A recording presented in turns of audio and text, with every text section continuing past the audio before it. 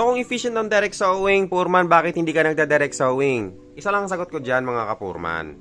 Wala akong space for direct sowing. Malit na, yes, may malaking space dito. However, no, pag nagda-direct sowing ka, it takes 2, 3, 4, 5 times ng space ng tray. So, isipin mo, ang 5 tray mo, kung itatransfer mo yan sa baso, ang laki ng space ng kailangan mo. Kailangan mo rin ng setup for direct sowing. And I don't have that. I don't have the resource. I don't have the money to do that. No? So, ang ginawa ko na lang is, seedling pa rin, nagdagdag lang tayo ng isang step. Transferring. No? So, that's the cost of ano talaga, mga kapurman, of pili ka lang talaga, no? Pipili ka ba ng mas gusto mo ba ng space?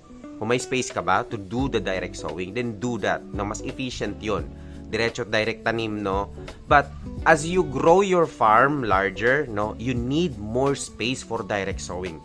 Trust me. Kung gaano kalaki yung usual, parang let's say for example, yung laki nung yung farm or table mo, kailangan mo rin ng ganung kalaki para sa direct sowing. Compared sa mag-aano ka sa mag-aantay ka na lang kung kailan magkakaroon ng available table and then saka ka magta-transfer. Yes, there's an additional step, but that's the thing that works for us. So, pili ka lang dyan. Again, nothing is better than whatever.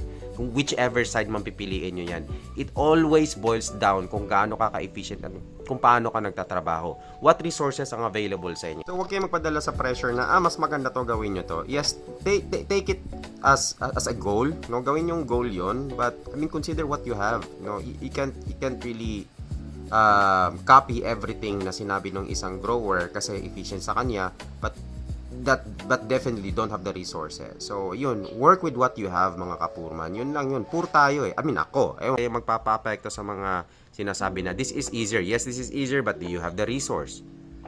Answer that question first. Kung may sagot ka doon, then go. Wala namang lahat ng mga experience ng mga ibang ka-growers natin, tama naman yun, no? And even my experience will be different from your experience kasi iba-ibang circumstances natin, iba-ibang resources meron natin. Pwedeng mag-work sa akin, pwedeng hindi sa inyo kasi wala kayong space, vice versa. Personally, I would prefer to have a growing table than a seedling table na lang. If I can manage a seedling table in a small space and just add one step by transferring them to a growing table, mas prefer ko na lang siguro na may growing table ako for final setup kaysa a temporary space for seedlings. No, so I think yun lang yung nasa ano ko din. But if you have the space, if you have the resources, mga kapurman, go for direct sowing. That's very efficient.